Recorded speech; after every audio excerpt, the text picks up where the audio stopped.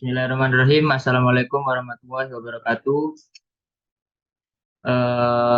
Pada kesempatan kali ini saya akan menjelaskan hasil dari mini riset kelompok 2 yang berjudul Antisipasi Pelecehan Seksual dengan HAM di Indonesia.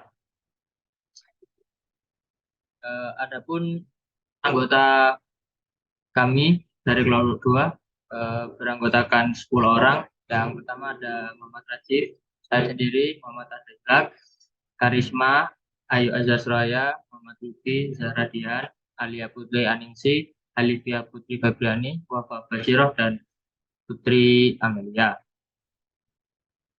Eh, Selanjutnya untuk pembagian penjelasan sendiri, yang pertama adalah pendahuluan, kemudian ada latar belakang, rumusan masalah, tujuan penelitian, dan manfaat penelitian dari kami. Oke, kali ini saya Muhammad Duki akan mempresentasikan terkait latar belakang, rumusan masalah, tujuan penelitian, dan juga manfaat penelitian. Langsung saja. Yang pertama terkait latar belakang. Di era modern yang minim moralitas ini, kasus pelecehan seksual sering terjadi di kalangan remaja. Salah satu kasus pelecehan seksual yang sering sekali terjadi yaitu seperti menggoda dengan ungkapan yang penuh hasrat atau bahkan sampai melakukan pemerkosaan. Dampak dari pelecehan seksual bukan hanya fisik korban saja, akan tetapi berdampak pada psikis korban juga. Kasus pelanggaran HAM sudah tidak asing di telinga masyarakat Indonesia, karena hampir setiap tahun kasus tersebut terulang lagi dan lagi di Indonesia, khususnya terkait pelecehan seksual. Menurut data dijelaskan bahwasanya dalam ranah komunitas, kekerasan seksual terhadap perempuan menguat pada tahun 2015 sebesar 61% dari 56% pada tahun 2014. Oleh karena itu, perlu tindakan tegas dari pemerintah dan kesolidan masyarakat untuk mengatasi permasalahan ini. Next. Oke, selanjutnya, apa sih rumusan masalah, tujuan penelitian, dan juga manfaat penelitian? Langsung saja yang pertama, rumusan masalah. Ada 4 rumusan masalah. Yang pertama, apa contoh kasus pelecehan seksual di Indonesia? Yang kedua, peraturan apa saja yang dilanggar jika seseorang melakukan tindakan pelecehan seksual? Yang ketiga, apa sih upaya pemerintah Indonesia untuk mengatasi kasus tersebut? Dan yang terakhir, berapa data pelecehan seksual di Indonesia? Kemudian, tujuan penelitian.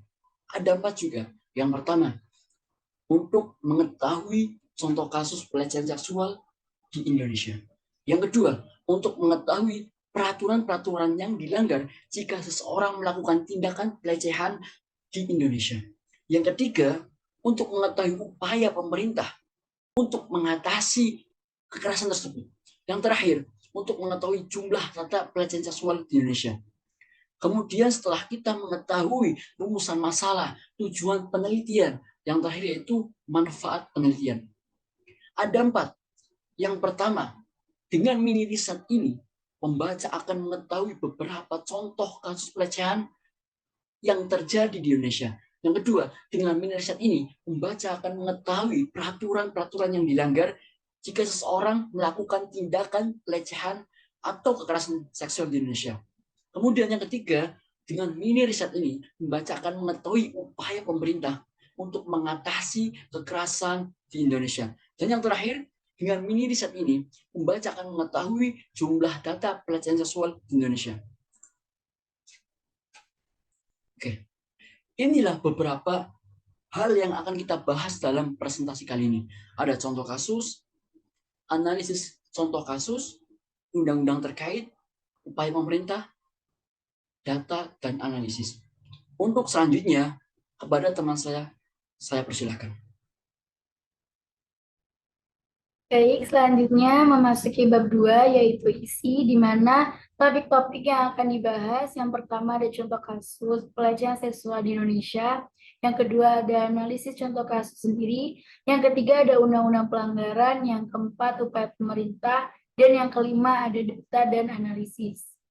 Baik, selanjutnya saya akan memaparkan contoh-contoh kasus pelecehan seksual yang ada di Indonesia.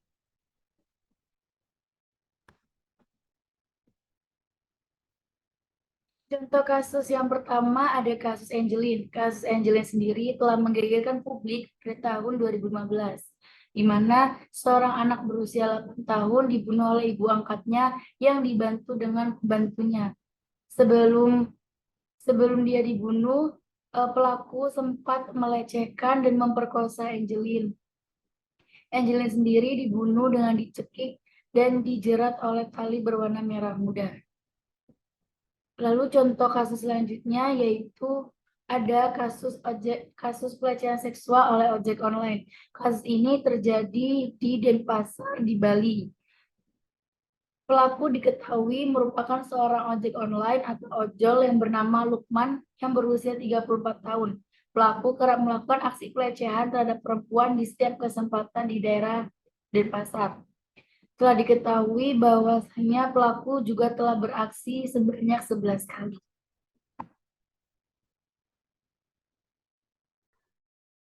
Baik, lanjut kasus siswi SMP.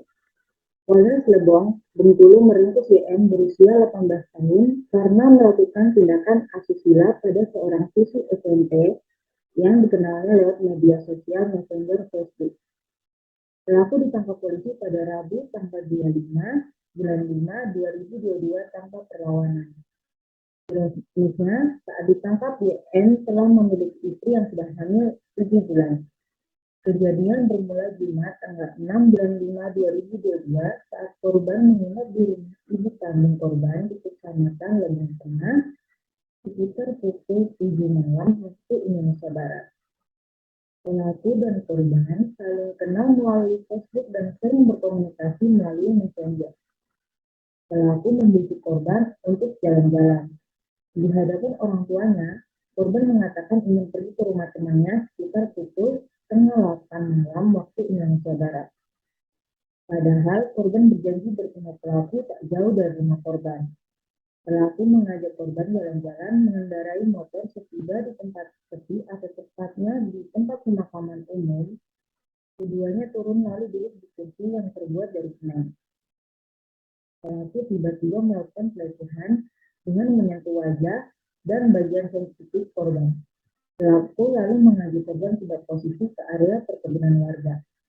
Saat ingin berhubungan badan, korban menolak dan tetap dipaksa pelaku. Sehingga terjadilah pencabulan yang dilakukan pelaku terhadap korban. Pelaku ini sudah beristri dan sedang hamil. Keduanya baru kenal sekitar 3 bulan lewat Messenger berikutnya. Selanjutnya, kasus SMA SPI Batu.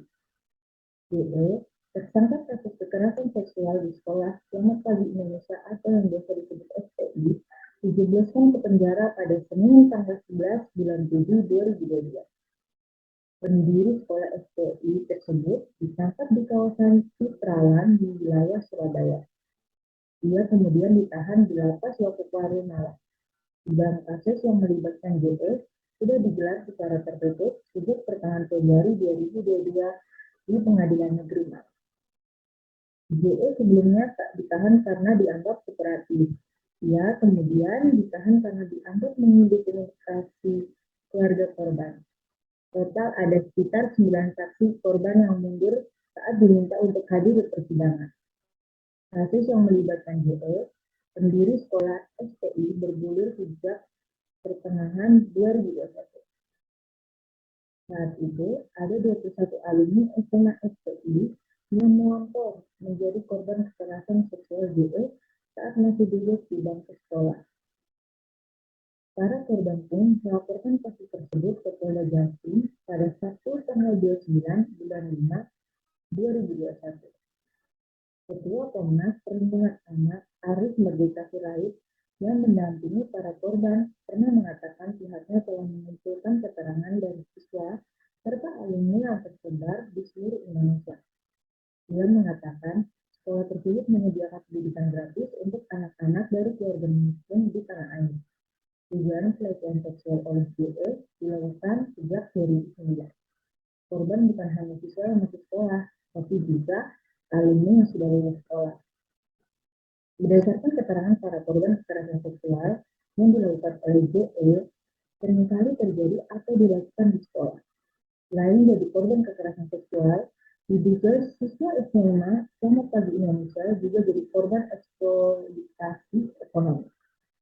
Pemberian beban kerja pada siswa ini juga telah dilaporkan ke Polda Jatim. Meskipun memberikan pendidikan gratis, tetapi SMA SPI juga memberikan beban kerja kepada siswa. Banyak alumni yang masih berada di sekolah tersebut untuk mengelola unit usaha. Salah satunya adalah hotel yang ada di dalam kompleks sekolah tersebut.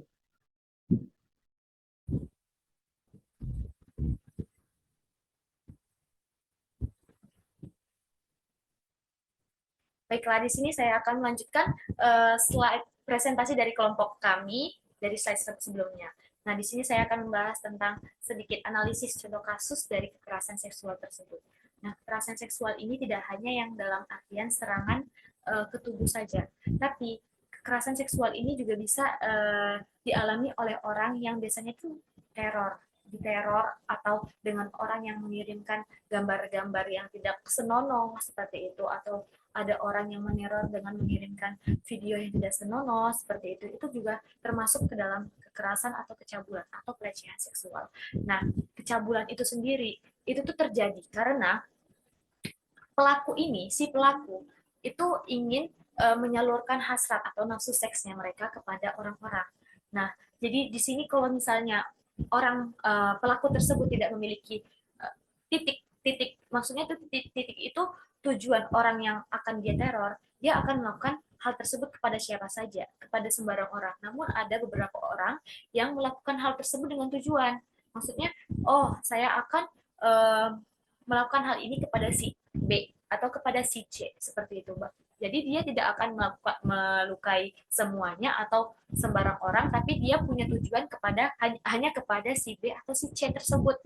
Nah, kekerasan ini biasanya itu hanya terjadi dalam artian satu serangan. Satu serangan ini berarti yang menginginkan hanya satu orang saja, orang yang memiliki nafsu tersebut. Sedangkan si korban itu mati-matian untuk menolak, namun dia tidak bisa. Mungkin hal tersebut terjadi karena wewenang atau si pelaku tersebut memiliki wewenang atau hak martabat yang lebih tinggi daripada si korban tersebut. Lalu dampak yang akan dialami oleh si korban tersebut itu banyak sekali, teman-teman. Nah, tidak hanya dampak fisik. Misalnya kalau dampak fisik itu pastinya mereka, apalagi kalau misalnya wanita tersebut benar-benar wanita yang masih virgin atau wanita yang perawan, itu pasti dia mengalami kesakitan di area sensitifnya. Sangat sangat sangat menyedihkan seperti itu, teman-teman. Di mana mereka sebenarnya tidak mau hal tersebut terjadi kepada mereka, tapi orang-orang yang tidak bukan berkemanusiaan sih, ya orang-orang yang tidak memikirkan ke depannya untuk si korban tersebutlah yang sangat tega seperti itu, sehingga orang-orang itu ya udah yang penting aku udah tersalurkan hasratnya, untuk kedepannya untuk si korban terserah dia, seperti itu. Tega sekali, teman-teman. Nah, maka dari itu dalam undang-undang kita juga sudah diaturkan bahwa perlindungan HAM itu sangat penting bagi masyarakat.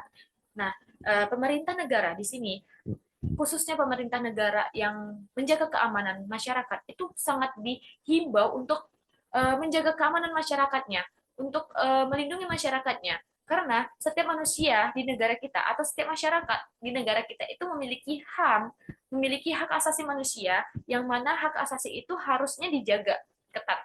Nah, namun tidak hanya pemerintah negara yang menjaga diri kita sendiri juga harus menjaga diri kita dari hal-hal tersebut. Ya, contohnya saja kita itu menghindari hal-hal yang tidak kita inginkan tersebut dengan cara memakai pakaian yang benar, seperti itu contohnya, dan yang lainnya. Nah, lalu dampak yang sangat berat dialami oleh si korban itu adalah yang pertama itu stres atau bahkan dia bisa menjadi orang dalam gangguan jiwa. Nah, atau bahkan bisa sampai gila, teman-teman. Lalu selanjutnya itu ada yang berujung dengan kematian atau dengan kata bunuh diri. Nah, bagaimana tidak bunuh diri? Mereka pastinya juga bingung ya. Mereka bingung, stres. Ini bagaimana ke depannya? Sedangkan si pelaku aja tidak ingin bertanggung jawab dengan hal tersebut. Bagaimana jika nanti berujung dengan kehamilan yang tidak diinginkan oleh si korban tersebut? Apa yang harus mereka lakukan seperti itu? Apalagi jika si korban tersebut itu adalah seorang wanita yang masih dalam artian itu masih mahasiswa atau masih pelajar, bahkan di bawah umur seperti itu. Nah, bagaimana cara mereka mengatasinya? Sedangkan mereka memiliki mimpi, mereka itu memiliki cita-cita yang tinggi yang harus mereka capai. Sedangkan karena perilaku si pelaku tersebut yang ingin nafsunya tersampaikan kepada siapapun, cita-cita dia, masa depan dia menjadi hancur seketika karena perlakuannya si pelaku tersebut. Nah, maka dari itu dalam KUHP Undang-Undang Nomor 12 Tahun 2022 itu sudah ditetapkan untuk pelaku-pelaku seperti itu, baik dari yang ringan sampai yang paling berat, itu sudah ditetapkan dalam undang-undang hukumannya untuk mereka, baik itu pidana ataupun dendanya. Nah, dan sebaiknya kita himbaukan kepada diri kita sendiri untuk menjaga diri kita agar ya kita tuh juga lebih aman seperti itu. Karena tidak hanya pemerintah negara yang akan menjaga kita. Mungkin cukup sekian. Selanjutnya akan dilanjutkan oleh teman saya.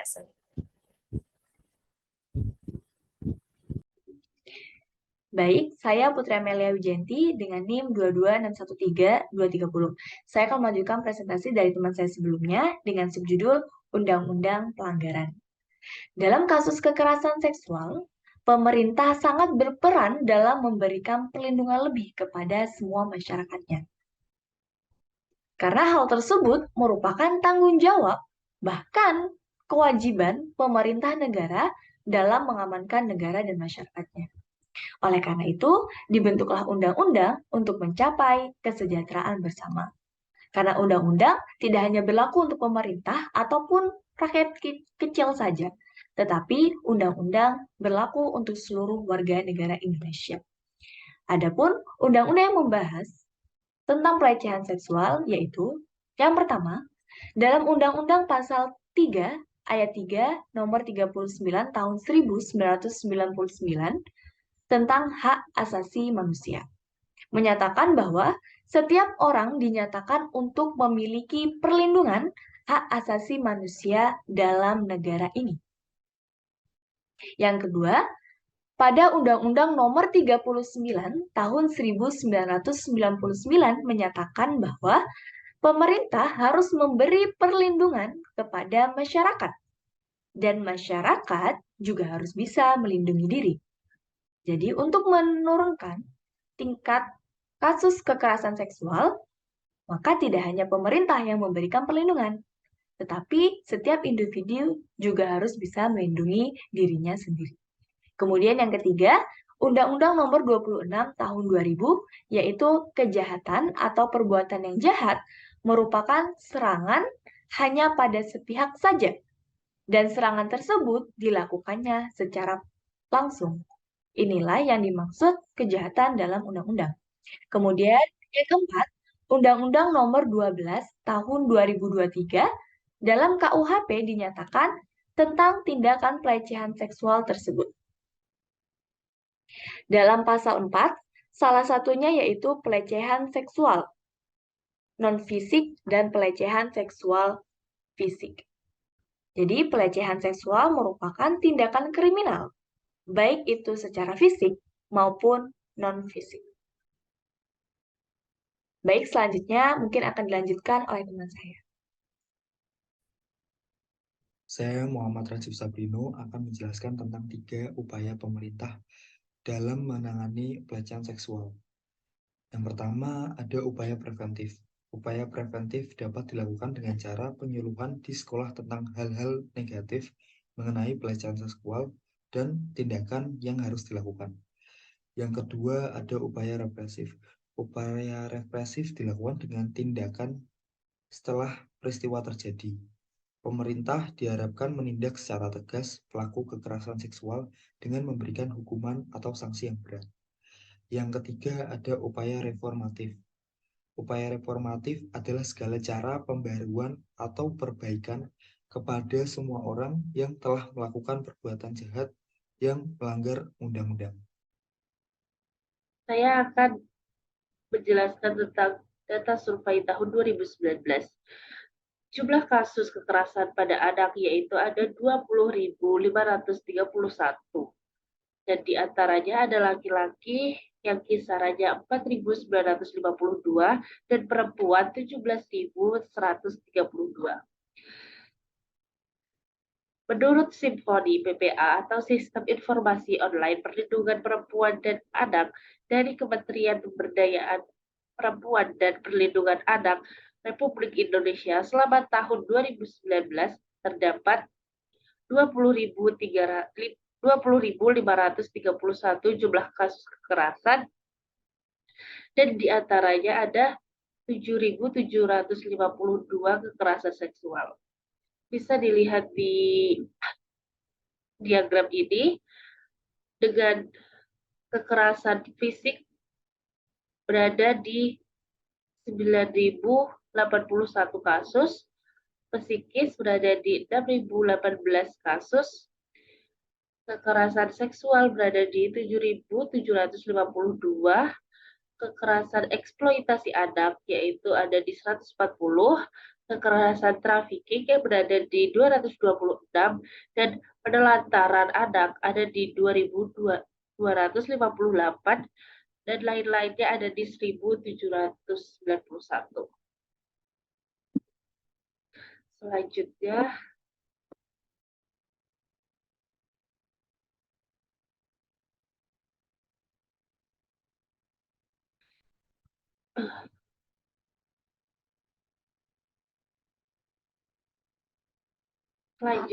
yaitu ada data survei 2020 tahun 2022. Jumlah kasus kekerasan pada anak di sini meningkat 2000, di sini ada 23.872 dan di antaranya laki-laki itu ada 3.924 dan ke perempuan itu 21.712. Di sini kita bisa lihat dari sebelumnya korban laki-laki itu lebih menurun dan perempuan itu lebih menjulang tinggi. Di sini kita lihat dari tahun sebelumnya kasus data kekerasan pada anak itu meningkat di tahun 2022 daripada di tahun 2019. Menurut Simfoni PPA, Sistem Informasi Online Perlindungan Perempuan dan Anak dari Kementerian Pemberdayaan Perempuan dan Perlindungan Anak Republik Indonesia selama tahun 2022 terdapat 23.872 jumlah kasus kekerasan, yaitu diantaranya 10.118 merupakan kekerasan seksual. Di sini kita bisa lihat diagramnya, yaitu kekerasan fisik berada di 8.364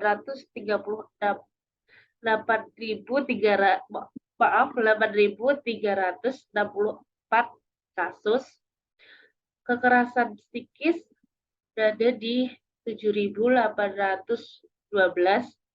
Kekerasan seksual berada di 10.118, eksploitasi anak ada di 232, trafficking ada di 430, penelantaran anak ada di 2.504. Jadi di diagram ini di antara ini paling banyak di kekerasan seksual.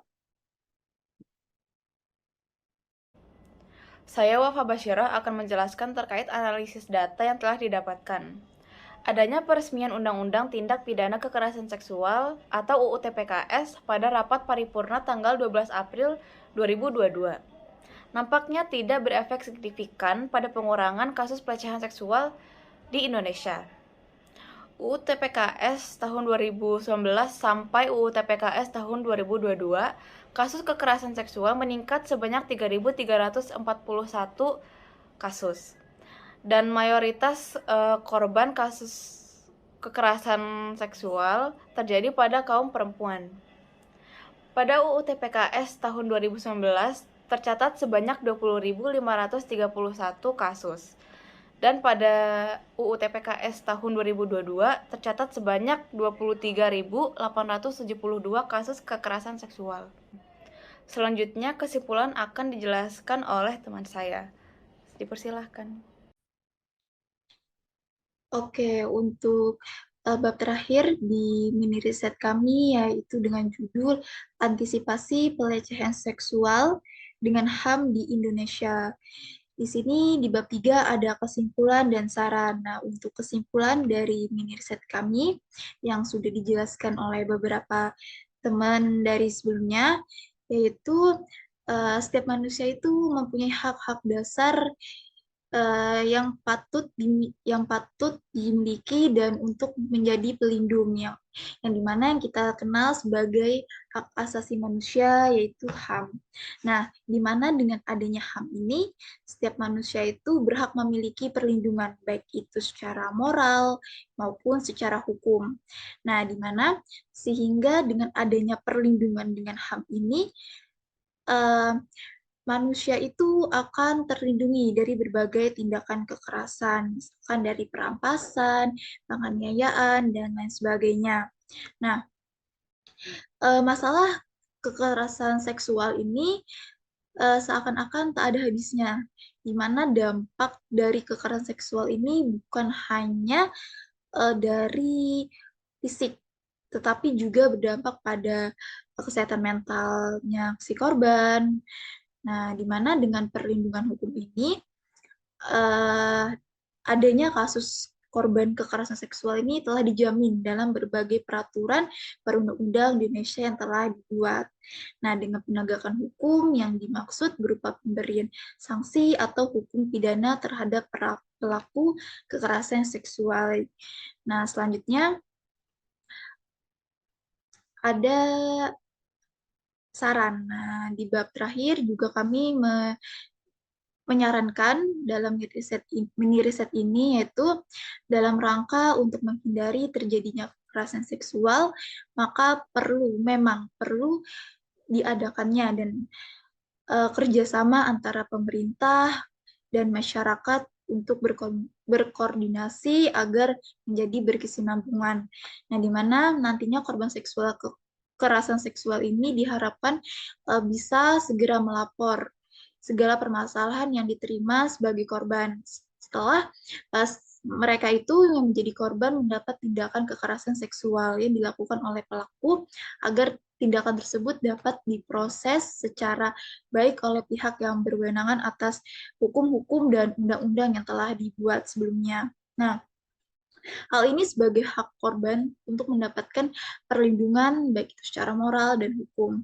Nah, dan dari pemerintah sendiri sebaiknya dapat memberi sanksi yang lebih keras kepada pelaku dengan mengadakan atau meningkatkan kualitas pendidikan seksual yang melibatkan pencegahan dan serta juga pendidikan moral terhadap kekerasan seksual. Oke, itu dari kelompok kami mengenai mini riset tentang antisipasi pelecehan seksual dengan HAM di Indonesia. Untuk itu, sekian dari kami. Terima kasih. Wassalamualaikum warahmatullahi wabarakatuh.